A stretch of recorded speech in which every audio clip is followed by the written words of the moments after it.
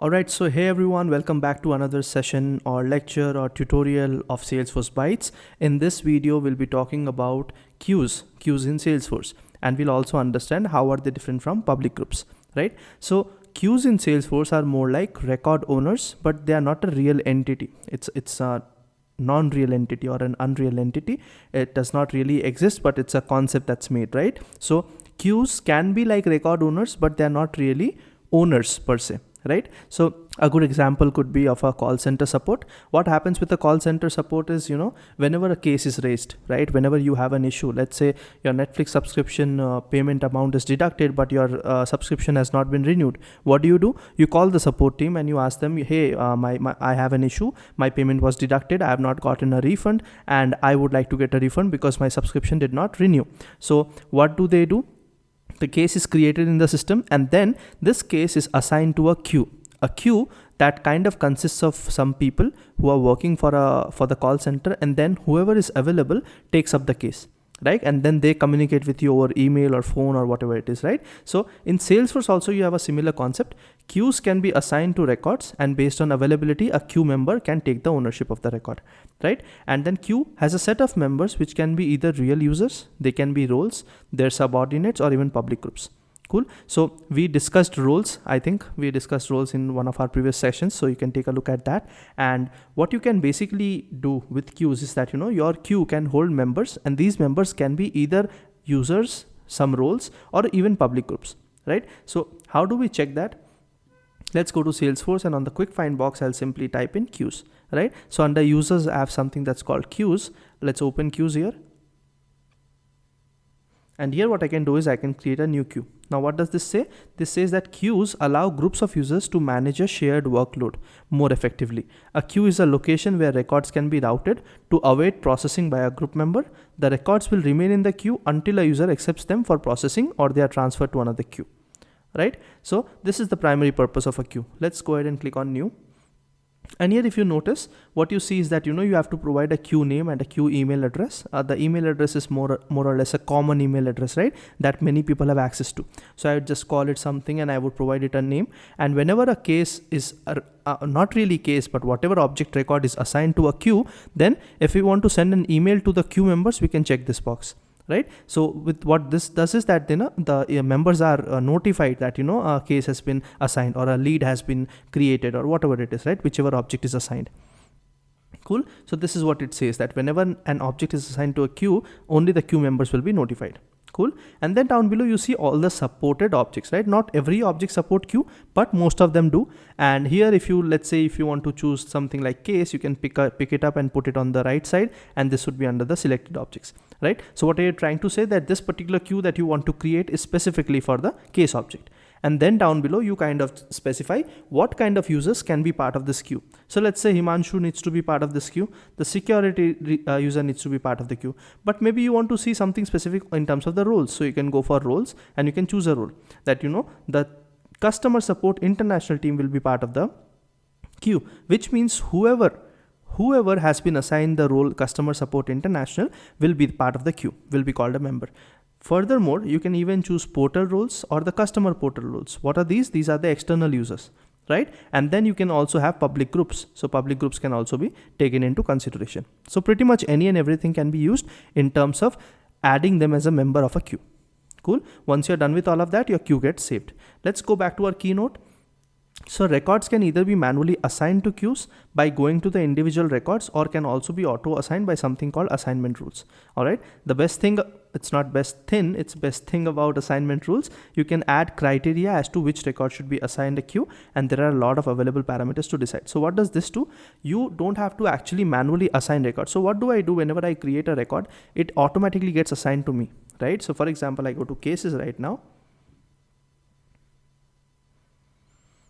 and I create a case, right? I have something that's, let's say this belongs to Devesh Pizza. This is for Salesforce Makes Sense. The type is electrical. The case reason is that there's a breakdown, and the case origin is from a phone. Let's say I'm just putting up random things. Let's click on save, right? So if you notice, the case is created, and here it is basically in the status new and it is of the medium priority, right? So if I go ahead and try to, let's say, what do I want to do? I want to change the owner, right? What I can do is I can go to this record, click on change owner. What this will do is I'll assign some other user. Maybe currently if Himanshu is the owner of the record, as you already see, Himanshu is the case owner. I can even assign this to a queue, right? So I can choose queues here, right? And when I do that, all the queue members will be assigned that a case has been assigned, and whoever is available can take the ownership. What would they do? They would again then switch the ownership from the queue to their own name. That is what the funda is all about, right? But instead of doing that for every case, what if we could do a mechanism that, routed the cases to the respective queues based on criteria?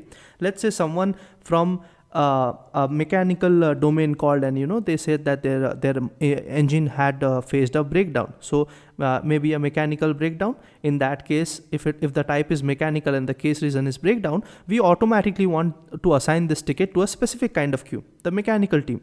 Or let's say another example, if you have something that's on the structural, there's a structural problem and someone has raised a case on the web and the case reason is performance. So you would want to assign these kind of cases to the performance team or the performance queue. So you would have queues created for every kind of team, and based on the criteria you can automatically route your cases or whatever object that you want to use using assignment rules. That is what this particular note says, right? You can do this by assigning them automatically. You don't have to really do this manually. Cool. So let's take a look at how this can be done. I have just picked up an example of high priority tickets queue, right? So for example, this is case, right? And if the priority here is high, so what is priority? Priority can be high. So for example, if it is high, then we need to assign this case to a high priority tickets queue. So before doing this, let's go ahead and create a queue for ourselves. So I'll say setup. Let's go to queues. Let's create a new one and I'll call it high priority tickets. Cool. And I'll say that the queue email is something, let's say, I'll just give it my email, but basically you should be giving a common email that is accessible to all the members who are part of it. Okay. And you can check the send email to members, right? What is the object I want to consider? The case object, obviously. And then down below, I want to ensure whoever is of the role, let's say whoever is of the role customer support North America and customer support international, they should be part of this queue, right? Let's click on save. All right, my queue is created. Now what I want to do is I want to add an assignment rule. So how do I do that? I'll go to the quick find box again and I'll go to assignment rules. And here, if you notice, we have specific assignment rules for cases, right? So let's go for case. And here this is a standard one. I'll not change it. Let's click on new. And here I'll say assign high priority tickets. I'll say active and say save. Cool. Let's click on assign HP tickets. And there you see that there's a rule entry, right? Basically you can define the entry criteria. Cool. So I'll just go ahead and say new. And now I can choose a criteria here, right? So I'll say sort order 1. Sort order is nothing but basically if there are multiple rules and there is a conflict which has to be executed, you can provide a priority that, first of all, see this particular rule. If this matches the criteria, then if this does not match the criteria, move on to the other one. So sort order 1 means this would be the first one to be checked. If you want to go for the second one, you type 2, 3 and so on and so forth. Cool. The same thing is written here as well. Cool. Now, what do we want to do? We want to say that if only run this rule when the criteria is met, right? So I want to assign case records to a specific queue only when the criteria is met. What is my criteria? It is that the case priority should be equal to high, right? So I'll just say high and I'll choose it. Insert selected and I'll say select the user or queue you want to assign the case to. Who do I want to assign it to? User? No, I want to assign it to queue. And what's the queue? It is high priority tickets. So I'll just say choose. And if you want to send an email, you can choose an email template here and I'll go ahead and say save. Okay. If you want to have a predefined case team for your case, even you can do that, but that's kind of optional. We'll just go ahead and save it. So my assignment rule is created with a specific sort order, right? So we are good with the queue and we are good with the assignment rule. What do we do next? Let's go ahead and try to create a record with the high priority, right? Let's say if I want to create a new record, let's go back to cases. I'll say new and now I'll say contact name is something, account name is Salesforce Makes Sense, type is electrical, status is new, case origin is phone, but the priority is high, right? I'll say go ahead and I'll if you notice, you have this option, right? Assign using the active assignment rule. I'll say check and I'll say save, right? So I have created this, and if you notice, the case owner has been changed from Himanshu to the high priority tickets. You see, this is the case owner now. And what is this really? This is not a user. This is not a real-time entity. This is basically a queue, right? And whoever is part of this queue will get a notification, will get an email, and they can take a look at this case and assign it, or transfer the ownership to themselves and start working on the case. Cool. Now, since this is a high priority issue, let's say 4 of us are working together on a call center support, and I am available right now. I'll just pick this up and I'll try to resolve this case. And once that is done, I can just move the status of my case to closed. Basically, it does not, I don't see it here, but yeah, I can close it also. Cool. So that's how you can use queues to route your cases and kind of share workload, right? Now let's understand. That was a very brief and very quick example. There are n number of use cases that you can try off with, but yeah, I hope you get the basic idea and the basic gist behind why would you use queues, right? And based on whatever we discussed right now, I think it would be fairly simple to conclude how is it different from public groups, right? So let's take a look at that.